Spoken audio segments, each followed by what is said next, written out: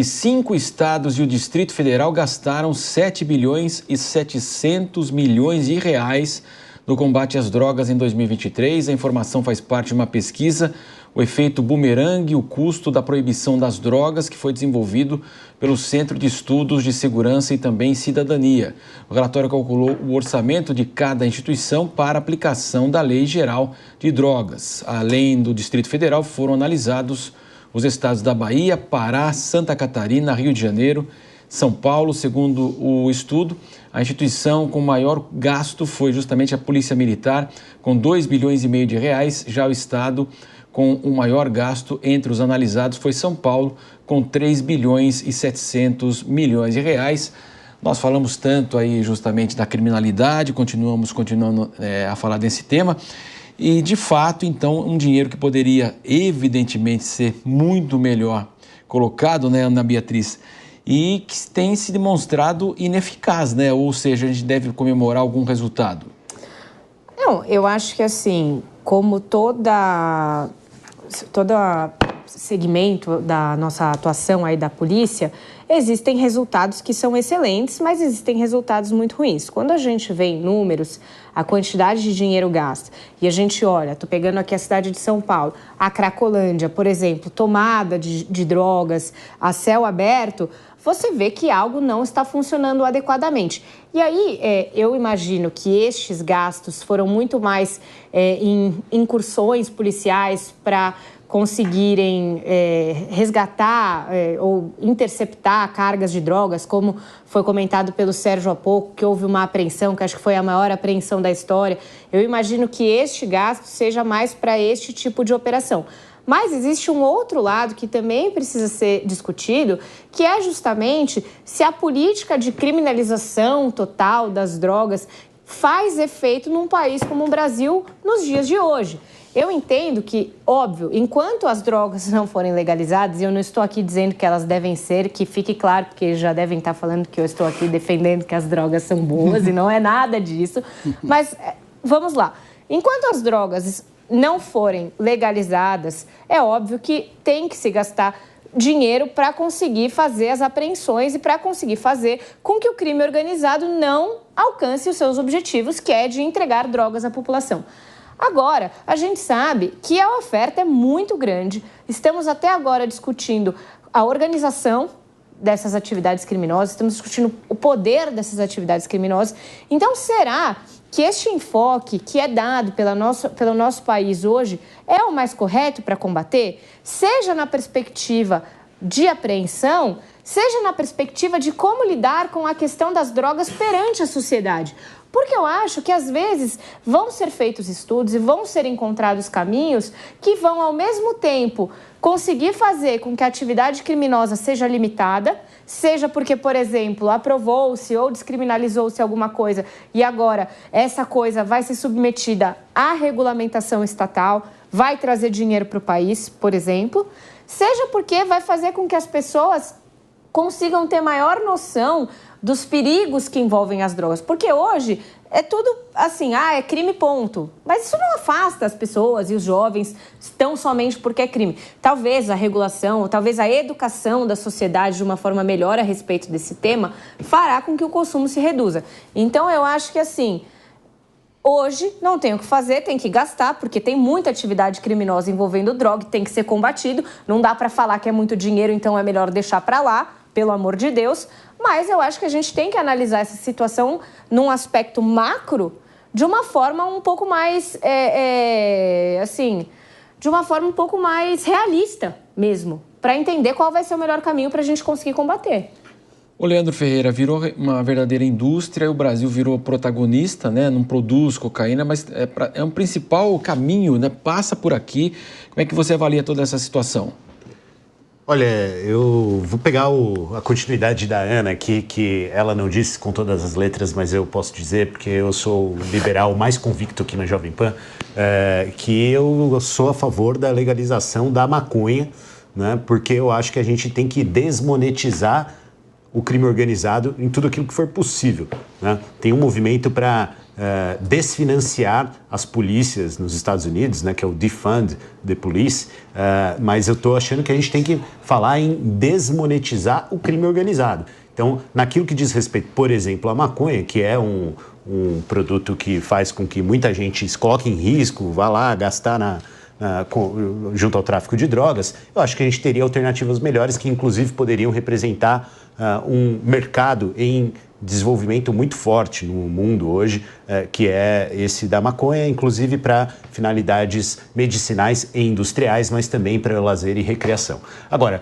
esse dinheiro gasto aqui com os orçamentos em segurança pública, né, ele é uma resposta que talvez seja até insuficiente à situação de insegurança de maneira geral. Como eu disse aqui antes, né, eu talvez preferisse ver ações que no médio para o longo prazo dão maior resultado, pelo menos no aumento da sensação de segurança e na redução dos dados de roubos e assaltos, assassinatos e assim por diante. A gente tem exemplos que certamente devem ser explorados dentro desse 7,7 bi. Está aí, por exemplo, a Patrulha Maria da Penha, que é para proteger mulheres em situação de violência, né, que alguns municípios têm adotado. Mas poderia estar aí também, a gente pode começar a considerar um orçamento de segurança, iluminação pública, espaço público aberto, criação de parque. Eu insisto nisso, né, porque a gente tem situações em que a forma como o design da cidade se apresenta gera insegurança. Você passa aqui, por exemplo, na cidade de São Paulo, nas periferias, você tem aqueles muros enormes, né? Às vezes até que da estação de trem, um muro enorme. Quem é que tem coragem de passar num muro enorme quando está tudo escuro, né? Então eu acho que a gente tem que favorecer essas coisas. Algumas dessas soluções são inclusive de regulação de mercado, como no caso do mercado imobiliário. A gente tem, por exemplo, que forçar com que os empreendimentos tenham uma fachada ativa, né? Mesmo que seja aquela loja lá, amarela e vermelha, que está em todo lugar, né? É melhor aquilo iluminado, né, no térreo de um prédio do que um muro que impede que as pessoas passem numa rua porque se sentem inseguras. Zagarino, o fato é que é um mercado, de fato, milionário, não apenas aqui no Brasil, né, nos Estados Unidos e outras partes do mundo. E de fato, o que parece, esse jogo, o jogo estatal está perdendo para o jogo criminoso, infelizmente, né? Olha, nós estamos perdendo e perdendo feio, principalmente quando o governo federal resolve tirar dinheiro de onde já não tem, que é a nossa defesa. Você falou assim de forma certeira. Nós não produzimos cocaína, nós somos a rota, ou seja, essa cocaína ela entra no país pelas nossas fronteiras. O que nós precisamos fazer? Proteger melhor nossas fronteiras. De onde que vem o dinheiro para isso? Do orçamento do Ministério da Defesa, que vai ser o ministério escolhido, que já foi o ministério escolhido pelo ministro da Fazenda, Fernando Haddad, pelo presidente Lula, para ter corte de gastos. Então, percebam, não é latente uma preocupação do governo federal com o que vem acontecendo nas nossas fronteiras. O crime organizado está nadando de braçada e ele é muito favorecido em relação ao Estado. Por quê? Nós temos políticos muitas vezes mais preocupados com o seu próprio umbigo, em se perpetuarem no poder, viverem aí de super privilégios, viverem em seus palácios, enquanto o Brasil, a população brasileira que precisa crescer num todo, ela não enxerga isso. E quem nada de braçada é o crime organizado. O último relatório do Fórum de Segurança Pública apontou que o crime organizado, ele ganha, com o tráfico de drogas internacional, 5 bilhões ano. É muito dinheiro, certo? Agora, ele ganha mais de 140 bilhões com atividades, pasmem, legais. Isso quer dizer que o crime organizado hoje, ele se inseriu em atividades legais, tais quais combustíveis, com postos de gasolina, bebidas, diversas empresas, essas OS que ganham licitações em diversos órgãos estatais, como prefeituras, governo do estado e assim por diante. Ou seja, estamos perdendo para o crime organizado e o Brasil ou toma vergonha na cara com quem está nos governando em todas as esferas, municípios, estado e no governo federal, ou em pequenos passos, em pequena questão de tempo, nós vamos perder essa guerra de forma definitiva e nos tornaremos um narco-estado. E aí a gente não sabe se sequer ainda estaremos diante de uma democracia, de um Estado democrático de direito. Afinal de contas, não é estranho a gente começar a ver sentenças sendo vendidas por tribunais, traficantes sendo soltos. É muito perigoso isso. Eu não estou aqui afirmando nada, eu só estou dizendo que quanto mais o traficante estiver inserido dentro de todos os poderes, é mais perigoso que nós deixamos de viver numa democracia, que é o que, independente do posicionamento ideológico do Leandro, que é de esquerda assumido, e eu, um liberal convicto, sejamos diferentes, eu tenho certeza que tal qual eu e o Leandro queremos ver um Brasil numa democracia plena. Sérgio Marques, sempre aquela figura, né, do traficante que tinha 2 condenações em segunda instância, saiu pela porta da frente e nunca mais foi visto, né? E, inclusive, ele tinha 2 helicópteros lá no Rio de Janeiro, a polícia de São Paulo o prendeu lá em Angra dos Reis. Eu estava até de plantão esse dia, né? O doutor Nico participou, ele foi trazido, desceu no Campo de Marte, era o André do Rap, né? E ele foi solto e virou um símbolo, né? Como é que um traficante condenado por 2 sentenças em segunda instância, deixa a cadeia pela porta da frente, né?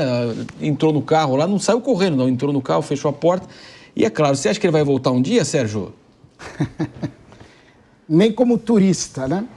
Bom, não é incomum essa situação. Várias vezes os policiais, no Brasil inteiro, policiais militares, civis, policiais federais, guardas municipais, eles abordam um determinado criminoso, depois de 2 meses está na rua, ele é abordado novamente, depois de 5 meses está na rua, abordado outra vez. Então, é muito comum na estrutura judicial brasileira, não pelo problema do judiciário propriamente dito, mas sim pelas leis brasileiras, que são muito garantistas, vamos assim dizer.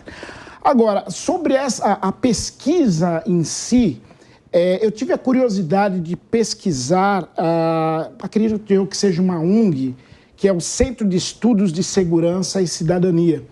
Esse centro, lá no Rio de Janeiro, é uma visão de mundo assim, bem progressista e, evidentemente, que tende muito a trabalhar a droga pela sua liberalização.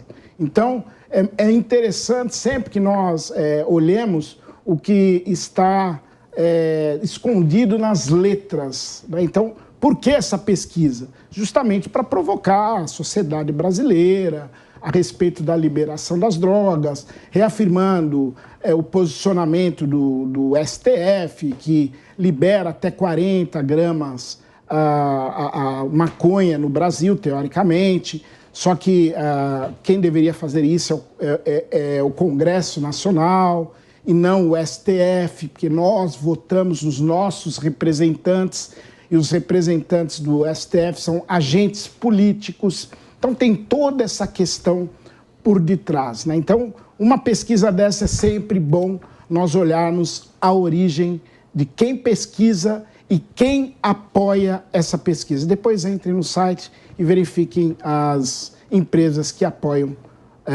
essa ONG.